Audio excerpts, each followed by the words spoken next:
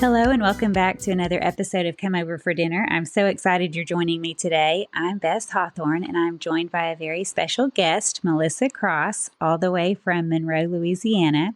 She has been married 26 years to Josh. They have 4 children, ranging in age from high school to college. One is actually out of college and married and expecting their first grandchild. Do we know if this is a boy or girl yet? No, not yet. We're so excited. She also teaches the culinary class for seniors at Geneva Academy in Monroe, and she's going to tell us a lot about that as well as some of her other interests. Welcome, Melissa. Thank you. Thank you for having me. Tell us a little bit more about yourself. Well, my day job, I guess, now, as other than trying to keep my laundry done and folded and put away. That is a which is trial. A never-ending task.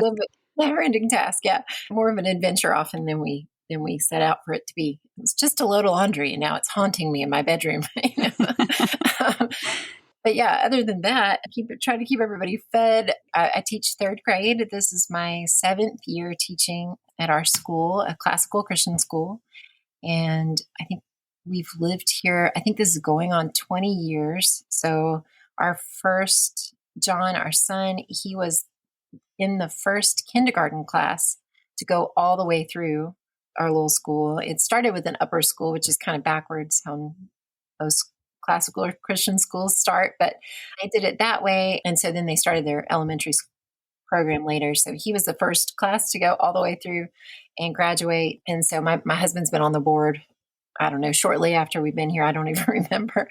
And so I was at the school all the time. And once John went to college, our headmaster was like, so do you want to be here, more often with the kids? And since I was up there all the time, and it was just great. And that meant that my youngest was going to be in my first class.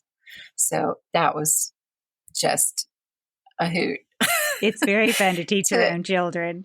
Very enlightening. It really is a lot of fun. That whole shepherding part of teaching is my favorite. Getting to know my students and what they need and their strengths and weaknesses. That is so much fun. And getting to teach them really fun stories. And yes, they all have their unique personalities and gifts, and it is very fun to uncover that. And especially if it's your own child, not only do you learn more things about them, but you also get to know their friends very well. Yes. And, being in a small school, I'd been with those kids a lot, and already just because I was, all the field trips, all the holiday parties, Christmas, Easter, all the things. So it was easy to jump in with their class. It made me a lot less nervous because I was like, well, goodness, I love, exploring things with my own kids. We always did that, even though we weren't homeschooling, but we would just kind of dive into whatever they were doing as much as we could. Although I'm not as fast of a reader as my older kids, especially. We couldn't keep up. We were like, we're going to read with our son all the way through, omnibus. And I don't even think we made it through the first book, and he was done and on to the next thing. Well, you probably had a lot more going on than he did. Yeah, a bit. So we were just like, blessings be upon you. Right. We were so glad you're learning all these wonderful things. Yes. Besides teaching 3rd grade, you also teach a culinary class for seniors at Geneva Academy. So tell us about how you started that, how many years you've been doing it, and some of the curriculum that you teach. Yeah, there were a couple of other ladies that had come before me and taught home ec, and it was a legit home ec class. They learned all sorts of skills, and there had been maybe a year or two of a lag between the last lady that was able to do that, and my son was going to be a senior, and we started calling it home ec, but they were hilariously not learning anything else except for food and hospitality. And we started by reading Supper of the Lamb, which we still read every year, which is just I think it would be one of my favorite books, hands down anyway, even if I wasn't teaching it to anyone. And then I realized as we were getting into it, what other conversations needed to be had in the context of the body of Christ and hospitality. And so it went that direction.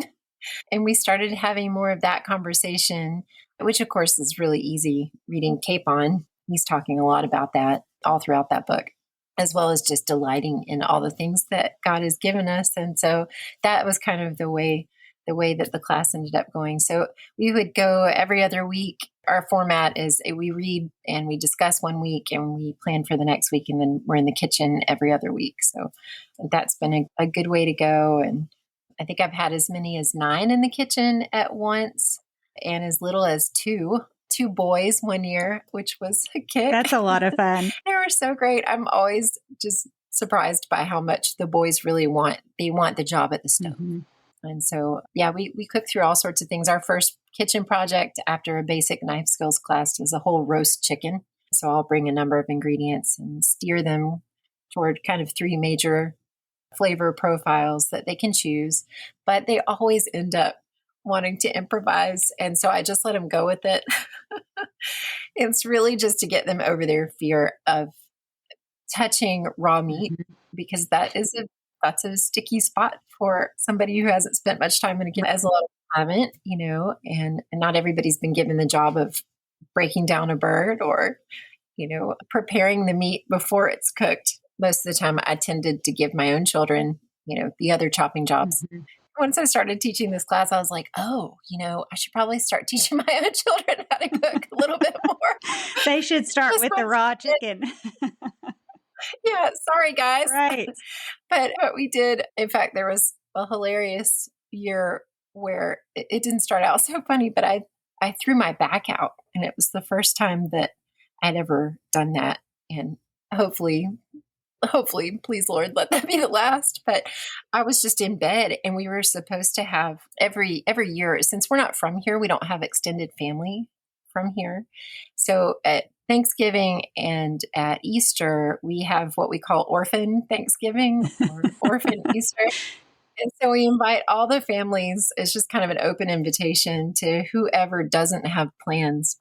And it's just become a giant potluck.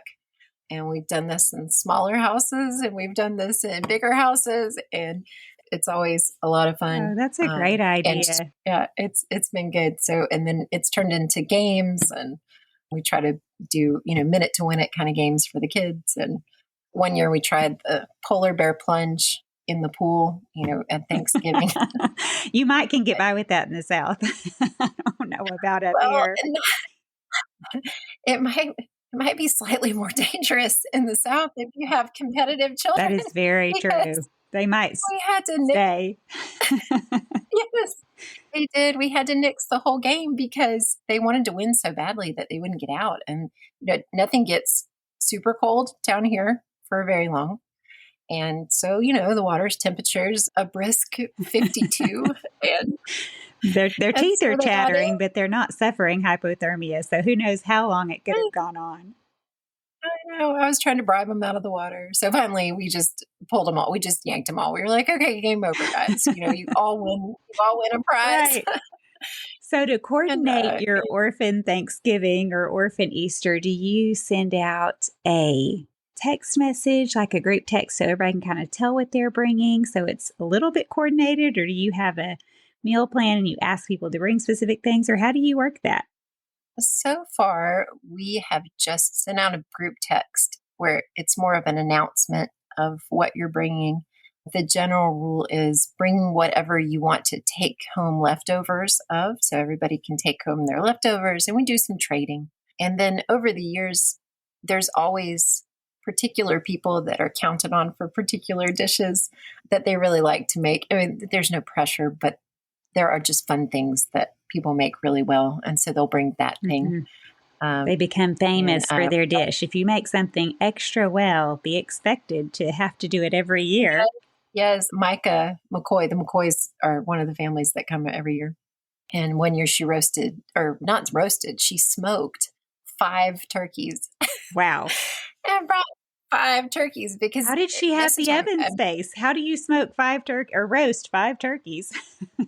Yes, she smoked out on the smoked. porch. It was smoked. 5 smoked. So it was just one after another. Or did she borrow smokers? Maybe she borrowed smokers from people to have 5 lined up.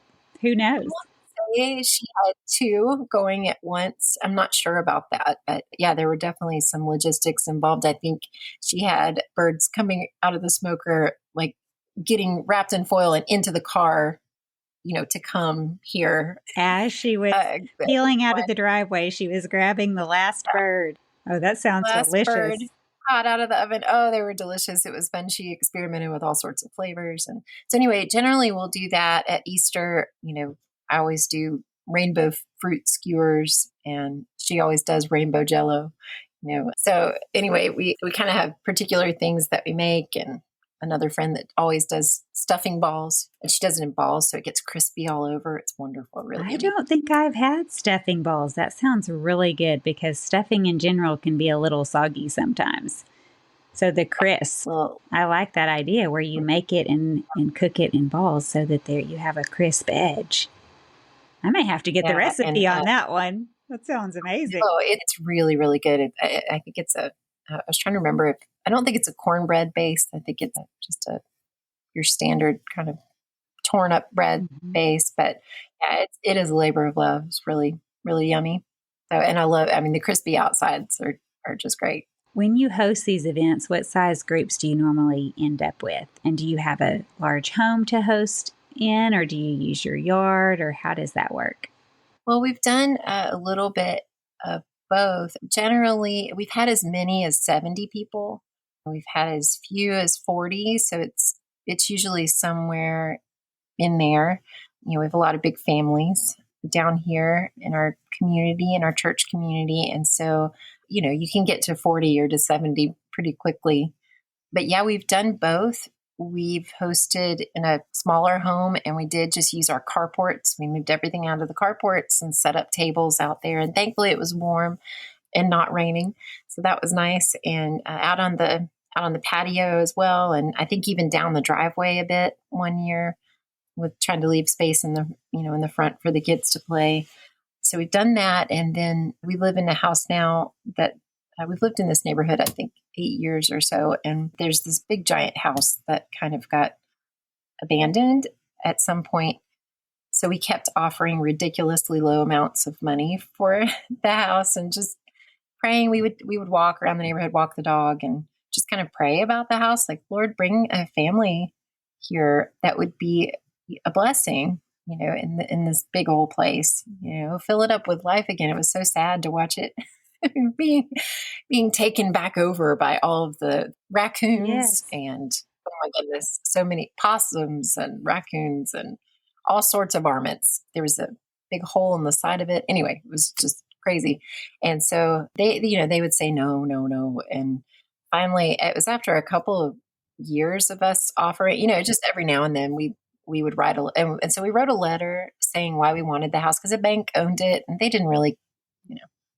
care about if it was empty or not. But here's this big giant place in a normal neighborhood. It's kind of an odd house, and so finally they said yes. So That's we ended up with wonderful. this big old place I think we bought it for less than we sold our normal smaller size house for. And so, which was good because it needed a lot of fixing. Right. So Oh, we that's lived wonderful. it was good. So now it's, we can fit a lot of people in and around here, and we're not squished at all. So that's good. But we kind of miss some of the coziness of hosting that big of a group in a small house as well. There's a certain amount of enjoyable ruckus that happens when you're in When you're all a shoulder smaller to house, shoulder. all shoulder to shoulder. And it's a good time. People tend to stay around a long time to visit, and that's good. In fact, a lot of times we'll just uncover all the food and everybody will eat dinner. Right. Round two. Then yeah, the kids have drifted in several times and, hungry after playing. Do you have any Feed fun 'em all. yard games that you keep outside for the kids? Well, cornhole, the beanbag toss, we'll keep that out there. I think we had a volleyball net this last time. Spike ball is a popular one. Our big weird house has a half basketball court that's indoors. Like, That's fun. it's really, the guy who built it was a basketball player in college. And so he was a doctor, and he kept in touch with the team. And so it's this really weird, odd place. So we use that as an Airbnb a lot. We rent that out and host people that way too. But we try to leave it open during Easter and Thanksgiving for the kids in case it's raining so that they can come and play. Yes. But I don't know. Did I answer your I question? think you did. We're just talking about what kind of games and activities you have for kids. Yeah. And then we started doing minute to win it games. So all sorts of silly things, like marshmallow. We called it a snowball fight, where each person, you sit across from each other in teams and try to get your marshmallows into the other person's bowl, and whoever has more, wins. And so my girls will do all the bagging up of prizes and the setting up of, they have a bag for each game ready to go. And the supplies are really inexpensive, a bag of marshmallows Right. or It's very $4 or $5. cheap. One year we used cotton balls. I think this last year we used cotton balls actually, because we would find unfortunate forgotten marshmallows Under the sofa 6 months later. Yes, the sofa, under the sofa, everywhere. You wouldn't want a marshmallow. No, it was Cotton balls do seem a better choice. Cotton balls were a little friendlier to the rug, but it wasn't bad. It's fine. There's always a couple of little small casualties. What kind of prizes Usually do nothing. you hand out? Oh, usually we find candy to be super popular. We'll go to, it's become a yearly trip to the dollar store to get, they have little dollar boxes of candy and sometimes even really fun specialty things that you don't always see at other places, at least here. Monroe's not very big. So we'll do that, or we'll do little dollar store toys, things that are hopefully enjoyable to the big kids as well as the little kids. Like one popular one this last year was a little gun that shot foam discs. So the big guys could get into that as well. We'll run 3 to 4, maybe 5 games and organized games. We'll kind of stop and have kind of that time. Yeah. Do you do games based on age and level, or do you mix everybody up and the big kids participate with the little kids? So far, we've just mixed everything up and have the big kids participate with the little kids, except for Easter egg hunts. We'll do little kids in the backyard where the fence is, and big kids out in the front yard where there are more exciting places to hide eggs. And we'll send the really big kids that, might just be a little too grown up, they think, for hunting eggs, at least while everyone's watching. They're the ones in charge of hiding the eggs. Them and the college students will kind of send them out to hide eggs at Easter. I don't know. Everybody will bring 24 eggs per child already stuffed with candy. So it's a group project in that way too, which is helpful when you're doing a big group dinner like that. It's hard to shoulder the expense of all of the prizes and the candy and the eggs and everything like that. So we do as much as we can. And then everybody pitches in by bringing their own per egg hunter. Mm-hmm. Right. And if they want to bring more, great. But at least bring 24. But at least you have 24 per child. Yes. Oh, yes. that's at least so much everybody fun. will get a dose of chocolate, good dose of sugar, one final before that we send them home. Yes. Well, going back to cooking, what are some of the favorite things that you cook when you're having company over and or you're teaching your class? Do you have separate things, or when you're having company over, do you have a favorite recipe or menu that you serve when you're having a large group? Do you teach these same kinds of things to your high school class, or do you teach more skill-based things and individual dishes? Yeah, kind of a mix, I guess. One of my favorite things to make for company, it's a great recipe from Creme de la Creme. And I think I first saw it on Pinterest. And, Pinterest has a bazillion recipes. And sometimes, you try one and it's fine, but not fantastic. Maybe you wouldn't be running to make it again. But this one has everything that you need. Loads of flavor. It's perfect every time. It doesn't take very long. It's pork tenderloin. It's an island spice pork tenderloin. And so it has a very warm, not spicy as in heat, but cumin and cinnamon. And that combination is interesting. It's a more interesting flavor combination, I guess. And then there's a few other ingredients and some spice, and you could spice it up more if you wanted, but you sear, you rub your pork tenderloins down, and I've done it with a pork loin, which is a less expensive cut, and you can even get them from Sam's, the really long ones, the whole pork loins. And if I'm going to do one of those at Thanksgiving or Easter or something, it's probably more of an Easter dish for me, probably. But I think I've done it once before, but it's a good, or for music camp in the summer, we have a music camp. And so we usually have large groups of people then too. So I've done it then. But anyway, I'll cut it into 4, like long ways. I cut it into 4 pieces. So it's more the size of a pork tenderloin, and it cooks more the way you would want this recipe to cook. So you rub it down with spices and sear it in your pan. My favorite pan is my cast iron skillet. I use it all the time for all sorts of things, except for eggs. I do too. Do you have a giant one, or do you use a standard? I think my biggest one, I think it's like a 15-inch maybe. If they're seasoned well, they work amazing. It's just the ones that are not seasoned, and if they stick and that sort of thing, people might become disenfranchised with them, but they just need to read all about seasoning and get it re-seasoned. Yes, well, it's so discouraging. You've got this pan, maybe you've used it once or twice and really loved it, but then you go to get it out and it's got a layer of rust. So you think it's done, but the magic of cast iron, it can just take that layer right off and rub it down with some oil. I think my favorite oil probably for that is coconut oil, and then stick it back in the oven and you're good to go. But yeah, I'll sear it in there, and then you put all of I do up to 4 pork tenderloins at a time in the pan. I'll sear 2 at a time, and they kind of shrink down a little bit. But then the magic is that you pack the top of it with a mixture of brown sugar and sriracha and some crushed garlic, like some freshly grated garlic, and then you bake it. And it's 20 minutes, and it's perfect little bit of, pink in the middle, juicy and flavorful. And you can serve it on rolls and make sandwiches. It's just great to do like that, or with mashed potatoes or starch of your choice, or a salad or whatever. It is a perfect recipe in all sorts of ways. So that recipe has gone around our entire church community now. Okay, I'm sold. And for all the listeners, I think everybody's made it for everybody.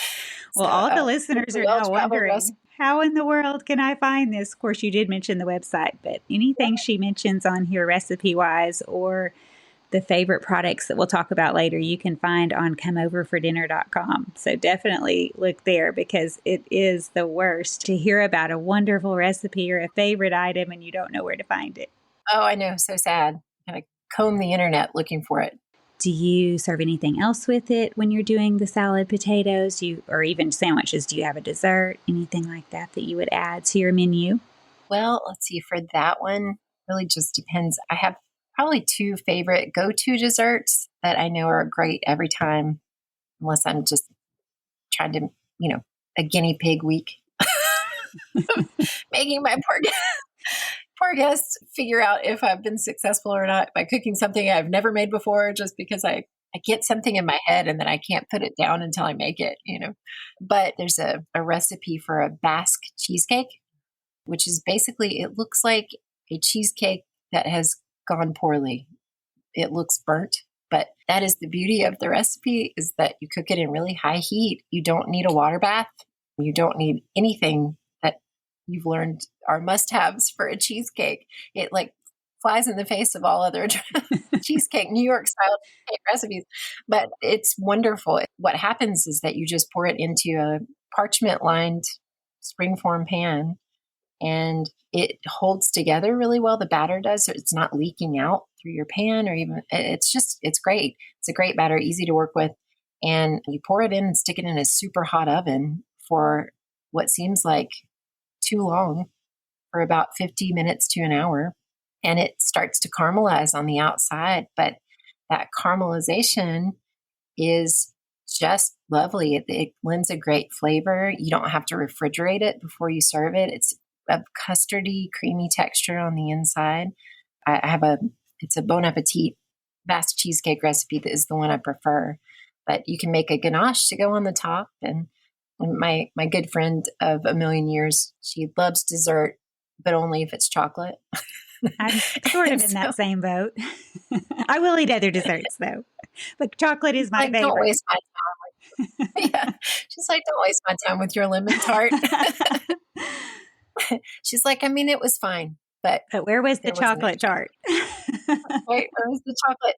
And she would never. She's too gracious to say, but I can see you can it. sense it that she needs the chocolate ganache to top her cheesecake. And a handful of chocolate chips just doesn't quite cut it. So we put the ganache on the top for her, and so she's a fan. I'm getting ready to make one for a friend actually this afternoon, but that's an Easter dessert a lot for that Easter party. It serves a lot of people, and yeah, it's a great. You can put berries on it. A lot of times I'll make a raspberry sauce out of frozen raspberries and kind of cook them down. Anyway, it's really a choose your own adventure. Cheesecake is just great. Yes. That sounds like a classic recipe. And I don't think I've ever made that style. The one I have is from the Southern Living cookbook, and it is probably what you would call a New York style.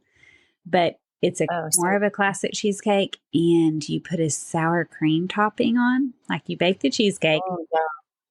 And then you put a sour cream topping on. I think it's mixed with a couple of things. I know it's probably sour cream and a little bit of sugar, maybe one more thing, maybe vanilla. And I remember telling someone about this before I served it. And they're like, that sounds really weird and not good. Like, just trust the process. Trust the process. They loved it because the cheesecake is sweet. The sour cream topping, you do bake it for, I think, 5 minutes just until it sets. And what it does is it adds just a hint of tart to balance out the sweet. Tart may not even be the right word. Anyway, it's a great combination. And I've done exactly what you just said, either a chocolate sauce or a berry sauce. You can do raspberries or mixed berries or anything. Just cook them down with a little bit of sugar and lemon juice and maybe some cornstarch to thicken it. And it's always a huge hit. I've made that one for years, but I will have to try this Basque one just to see what it's all about. Really, especially if you've been flying around, with your hair on fire all week. You need a dessert. It's one bowl. And so it's a great go-to for that. It does bake for an hour, so it's not a fast, instant kind of dessert. But if you're getting that done while you're cooking the rest of everything else. Or what's nice about that one is that you can fix it and forget it. Just put it in the oven, set a timer, and a whole hour to prep the rest of dinner. Yeah, it's really great. And it only needs just a little while to cool in the pan before you take it off. And it sinks down. It kind of makes a wonderful well in the middle for whatever you want to add to it or top it with. But it's great on its own too. It's good warm, it's good cold, good for breakfast. Yum. Not that I would know. You wouldn't know anything about that. You're just conjecturing. It's some good food groups checked off there. Oh, yeah. You got to get your dairy in, and you get your fruit in potentially. You get your eggs, your protein. Yeah, that's right. There's another, I guess my other go-to dessert would be, it's a flourless chocolate tort. You can make it in a tart pan where you can remove the bottom. It goes together also really well all at one time. And that one does need to cool, and it is better when it's been in the refrigerator for a little while. It's intense chocolate. So I also like to, anytime a recipe calls for water in a chocolate recipe, I like to swap it out for coffee. Great idea. That was an Ina Garden. Yes. Is that her? I think she did that all the time with her brownies. And anytime she used chocolate, she would say that coffee enhances the flavor. Yes. A little bit of salt and some coffee. It's a good time. So that's probably a go-to. We also have done, especially in the warmer months, but really, I mean, like, it's warm down here a lot. So there's a chicken marinade recipe that I really love. It's like a everything but the kitchen sink kind of marinade. soy sauce and Worcestershire sauce and a whole bunch of other things. But you can stick it in the marinade that morning, like before church, if you're having people over for Sunday lunch, or just stick it in the fridge for a while and go right to the grill.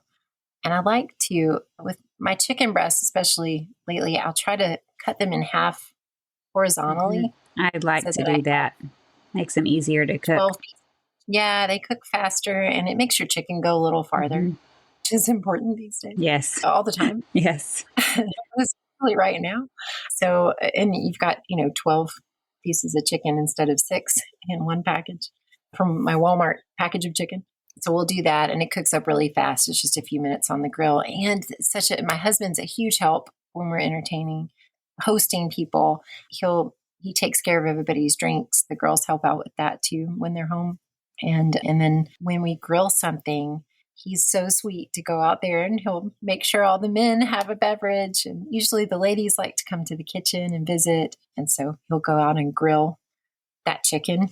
And it's just a huge help. It's done in a minute. I like to serve that with those little tiny potatoes. I love those. You just grease them up, salt and pepper, and they're great. I think that's my kids' favorite. I just have to make sure to keep them out of the kitchen because they'll go by and sandwich a potato. They'll all be gone by the time the chicken's done. Yes. Do you roast those in the oven or do you put them on the grill? Yes.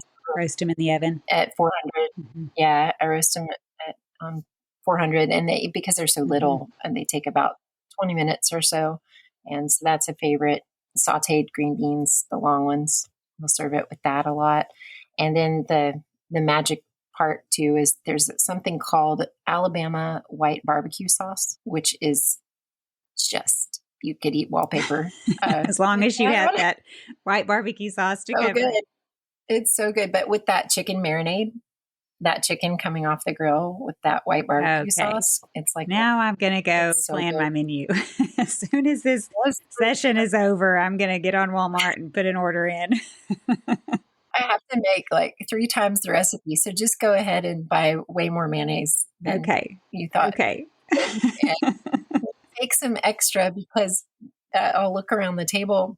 And people are just taking the jug and potato. Oh yes, they're pouring it over potatoes, chicken, everything, green beans, the roll. Yeah, that's right. Everything. Can you make that barbecue sauce ahead of time? Like, do you make any of your things ahead of time? Tell me some of the things you prep early.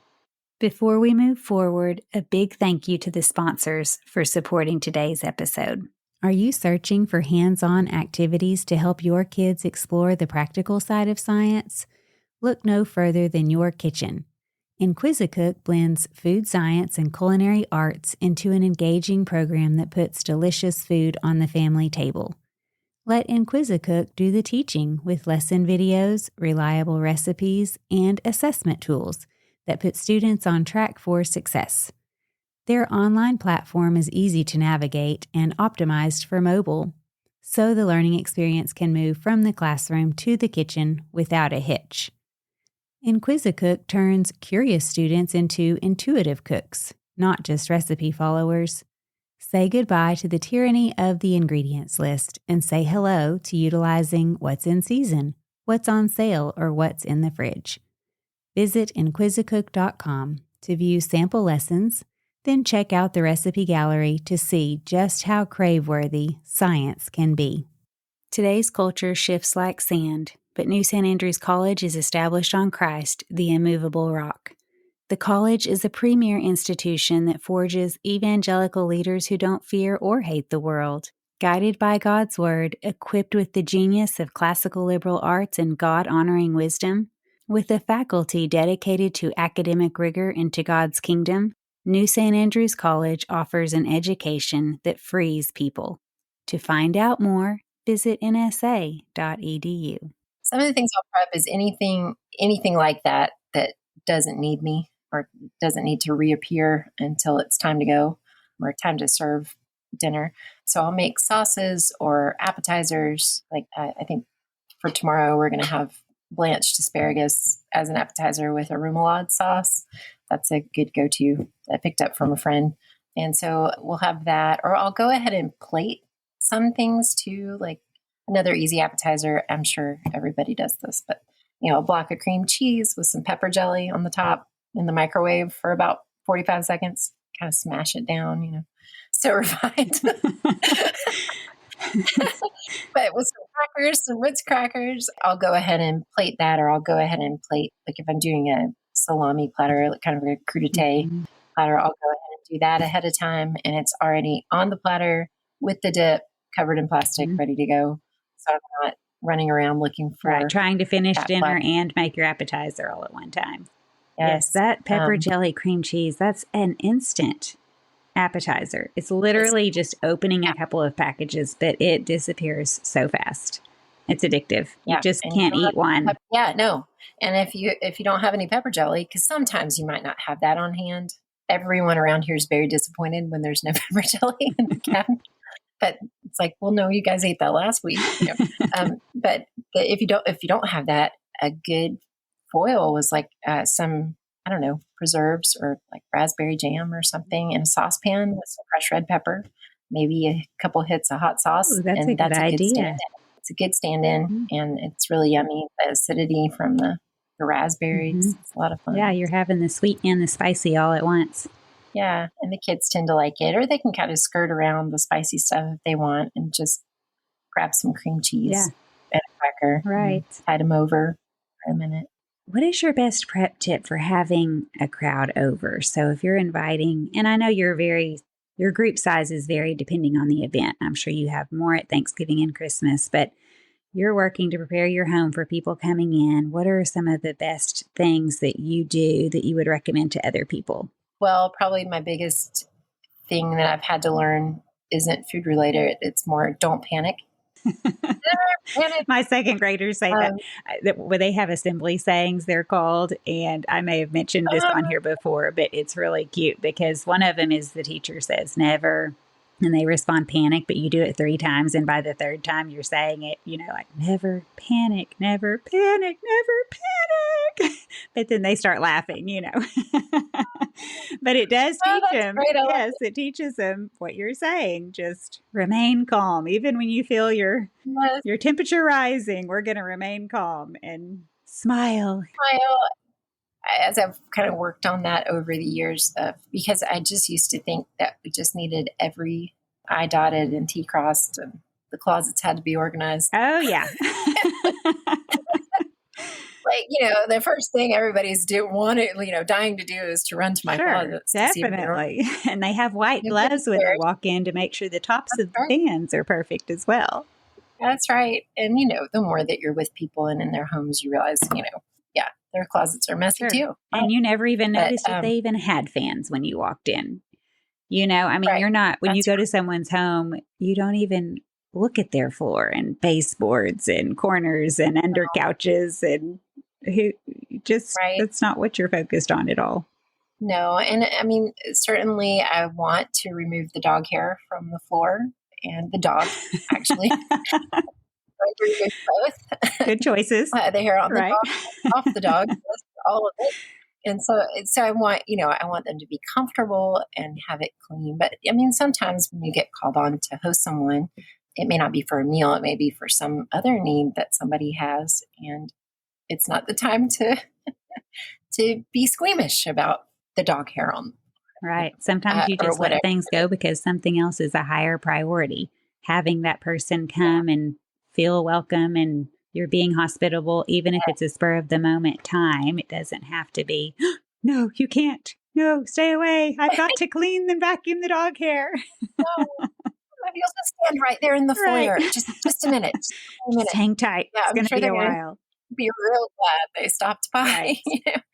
But early in our family, when our kids, I think when we really just had one, we were living in South Carolina, and there was a family there that was just, above and beyond the call of duty, kind and hospitable to us again and again and again. And we were part of a church plant. And so it wasn't just us, it was, everybody. And they weren't worried about any of that. And their house was wonderful. She would say, as we got to know each other better, the house is just so, so messy, or so this or so that. And they had animals, they lived out in the country, and they had goats and chickens and all sorts of fun things. But I didn't remember any of that. I didn't notice any of that. It was just their warm hospitality and their graciously offered food, whatever it was. And I remember it just being wonderful. And we learned so much from them about a lot of things, but especially about hosting and welcoming people into our home. And of course, there are many examples of that in our current church community as well. So we really definitely know that we've been raised by all these people in a lot of ways as You've adults. gleaned their wisdom. We have, yes, and been loved. That would be another thing I would say. It would be, do the math on your dinner and what you've chosen, because I've just, I remember picking the wrong thing, and I think we finally ate it like 8:00.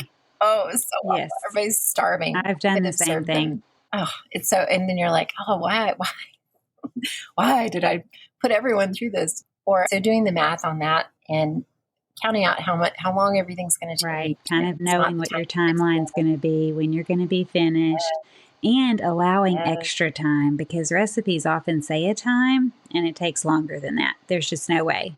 And I wonder if it's because they're counting from the time of everything already being collected. Kind of the, what is it? The mise en place. Am I saying it right? Something Everything like that. is in its place. You have all your measuring cups out and your ingredients are there, and, kind of like a cooking show almost. And then maybe that's when they start how long this is going to take. I'm not sure, because there are some recipes that I look at the time, I'm like, how did they even calculate that? There's just no way I'm working as fast as humanly possible. And I'm not even close to that timeline. So you kind of have to know, which also goes back to maybe making recipes you're familiar with, although I don't always stick to that. Yes, I know. Yeah, I don't either. And most of the time I'll save that for people that we know and love really, that we know really well. We're having family over, they're fair game to experiment on. They're good sports. Right. Yeah, we have many friends like that are just very good sports. And I've put up with a lot of disorganization on my part. Well, speaking of being in that community and having learned so much from those around you, what is your best advice for making people feel welcome when they come into your home? You touched on it already, partly. You said, make sure that you are ready to just welcome them. And it doesn't matter if everything's perfect. Do you have anything to add to that? Yeah, I would say definitely the souls within your home. We've got to be, everybody needs to be in fellowship. So if we've had some sort of bump of some sort beforehand, which happens, to make sure you gather up those children or yourself, your own soul, and make sure that everybody's back into fellowship, because the aroma, that's really the aroma of your home that people are going to pick up on right away. And so that's a good thing. And also helpful having something for your guests to do in the kitchen with you. We were talking about earlier, the ladies tend to come to the kitchen. The men will hang out they'll come to the kitchen too and snack. And I'll try to have snacks in 2 different places, so that everybody can find it. Something that's become really important. I've noticed a new revelation of, I need 2 spots for these snacks. That's a great idea, especially if you're having a large group over. I haven't thought of that. Yeah. Living room snacks, and maybe some that you want available to the children in an area where you want them to eat it. So maybe not on the coffee table, over the rug. Maybe the goldfish crackers or over your nice Persian rug. Yes. Yeah. We still have so many kids and dogs and stuff in this house that we don't own one of those. But, and dessert as well. And giving clear instructions to your guests is helpful to them. It helps them to be comfortable, like where the children should eat. If you can't all be at one big table, which I do like to do. I mean, if I really would like to have everyone gathered together in the same space, if I can help it, just because there are wonderful things that you learn when you have multiple generations together at the table and you're breaking bread together. That is just a gorgeous thing. And not everybody with their same age group all the time, So I like to do that. But of course, when you have a large group, that's not possible. So try to make a friendly space. I found they have pictures and games on them, like tic-tac-toe and other little kind of drawing games, kind of like you would find on a kid's menu in a restaurant. They're table covers. And so I try to get those when we have a large group of children. I keep some stashed away, but I first found them at Thanksgiving, I think. So I keep them stashed away, and I'll put a little bucket of crayons on the table so that they can just color right there on the table. And is the table cover like a plastic tablecloth? Like it's a whole tablecloth, or is it more of a placemat? Yeah, it's a whole tablecloth. And yeah, I think it was like $1.25 or something. Where did you find it? I want to say Walmart. Okay. I mean, I think it was kind of in their holiday section at the time, or maybe it might have been Hobby Lobby, something like that. I'll have to look for I'm sure you can find lots, or even on Amazon. I'll have to look for it. I'm sure on Amazon you can find them too, but yeah, they're kind of a paper material. It's a little bit of a plasticky texture underneath, if I'm remembering correctly, and so they can color right on it. I used to do brown paper before I found those, and so they could color on it. It's harder to see what you're coloring, and so the kids wouldn't stay there very long. And not that I wanted to keep them right there, but it's sometimes, for a busy little one, it's helpful to the parents if you have somewhere for them to land and something for them to do. And we keep a closet of toys that we haul out and put into, a corner somewhere, make a play space for the kids. And so that's helpful too. That's been a good thing. Yeah. So that there's a place for them to go. And it's nearby where mom and dad still have eyes on them. Yes. But maybe don't have to follow them around the whole time. So they can relax a little bit too. Oh, those are great ideas. What is your must-have kitchen item? Preparing all this food, do you have a favorite, something that you would recommend that we all need to try? Well, besides the cast iron skillet that I mentioned earlier, which is a love of mine. Do you have a vintage one, or do you buy like what's the brand nowadays? Lodge? Yeah, Lodge. Yeah. Well, we have a couple running at all times because I have one that's, I think, a 10-inch cast iron. I think it's Lodge as well, but my stepmother bought it for me when I got married, and she brought it over along with chicken for us to fry. She taught me how to fry her mother's fried chicken in it. And so that was the first thing that was cooked in it, which was very special. And so I don't know if that's where I got this idea or if somewhere else, but for my whatever Christmas it is that my daughters have turned 50, I give them a cast iron skillet for Christmas, because then we get to cook in it from that time until they leave my house, and we get to season it with family meals. So our current, my 15-inch is not mine. It's actually my daughter's. And so we're using it, making it all sorts of broken in, where we send it off with her when she goes to college. And actually my youngest will be, not quite yet. So next Christmas she'll have hers. So we'll get to work on hers. And so it's good, but that's been a fun tradition. They feel like they're taking a little bit of home with them. Although it is an extra consideration when packing a cast iron skillet. That's going to weigh your luggage down for sure. Yes. And your apartment when you get to college probably isn't very big. And so storage for the cast iron skillet is under the bed, I hear, for my current college daughter. Hey, that's pretty important though. You can just haul that thing out and you're ready to go. You can cook anything. Yeah. Anything, biscuits, bread, but although my bread, I think I use my Dutch oven for. That's probably another thing. And my Dutch oven is definitely not precious. It is beat up, and I'm sure that'll probably become the exclusive bread baking Dutch oven. And then maybe we'll get kind of a more attractive one. You'll upgrade. Well, yeah. But the other thing I would say that everybody needs that I didn't realize is a giant lasagna pan. One that's really deep and larger than a 9x13, because let's face it, a thick, tall lasagna is better than a skinny. Right. So would you call it a roasting pan? Or is yours glass? I have a roasting pan that's metal, but I don't know if it might cook too hot for what you're talking about. Maybe there's just bigger glass pans. I think you could certainly use a metal one, but I think mine are a white ceramic. Ceramic. Yeah, that would be a good idea. One of them that's really deep but not as big, which was given to me by my brother, it has a lid. And that one's fantastic too for all sorts of things, especially like potatoes au gratin or something that you need a lot of, but maybe can't take up as much room. Would you say yours is an 11 by 17 or bigger than that? I think my lasagna pan is definitely an 11 by 17, I'm guessing. Okay. Yeah. And it's not exactly rectangular. It was one I found at a store. It was one of those things that I pointed out to my husband, like that pan that is a good, is what I need. I would love to have one of those. Hint, hint, wink, wink, nudge, nudge. Lo and behold, at Christmas. Oh, ta-da. He understood the cues. Yes, he's so good to me. Well, he also recognized, wow, if she has this pan, it's going to come back full to the table. This is a benefit for us both. Yes, yeah. Yeah, we've used that pan for all sorts of things. We have roasted meat in it. We've done all sorts of things. But yeah, my favorite thing to do with that pan is lasagna. So yeah, that's my other thing. The bench scraper, zester, there's a garlic press, although I tend to use just the side of my knife or my zester for garlic.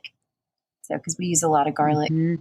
I forget about the zester idea. I'm sure I've used it before, but it's been a long time. I usually am just chopping it away and keep thinking to myself, I should buy a garlic press.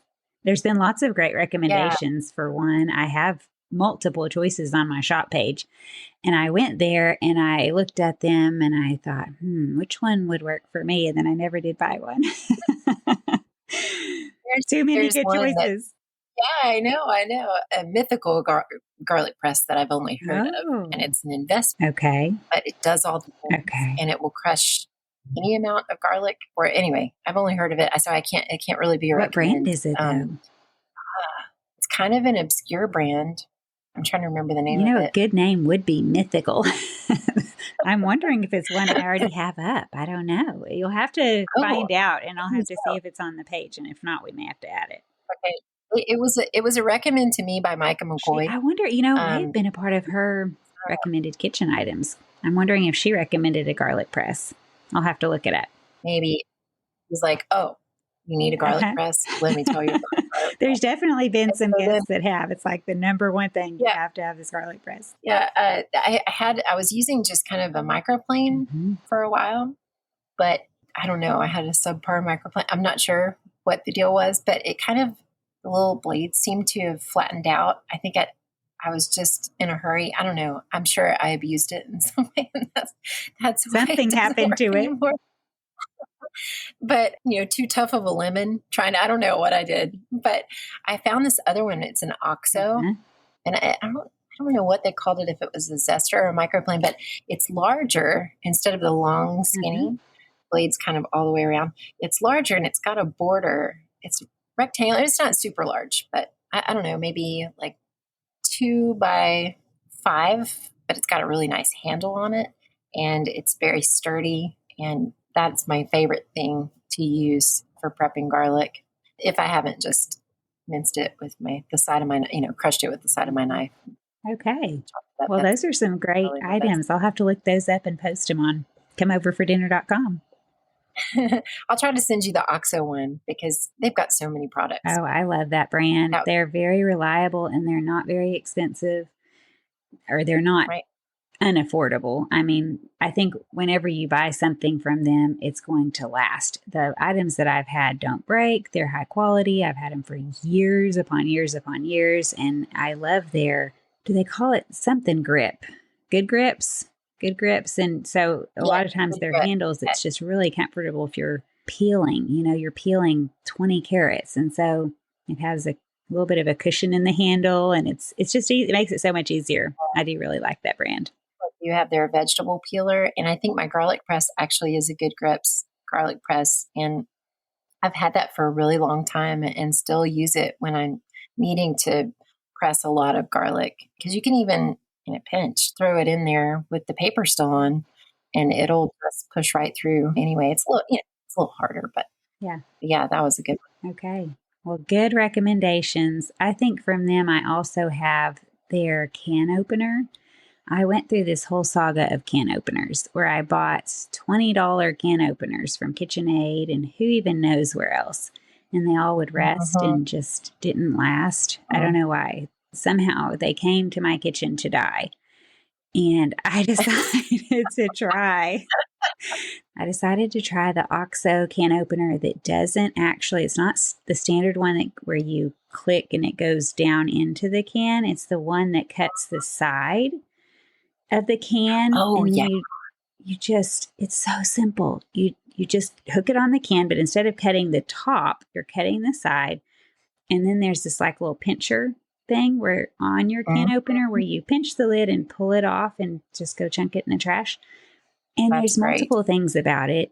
It's as fast as a regular can opener, but it doesn't do any sharp edges and it doesn't go into your food. And so obviously with food safety or whatever, if you're thinking about if I cut into my can and, whatever's on top of your can's kind of getting inside your can, we joke about the mice and roaches that were in the warehouse or whatever. Maybe wipe the top of your can down, if you're,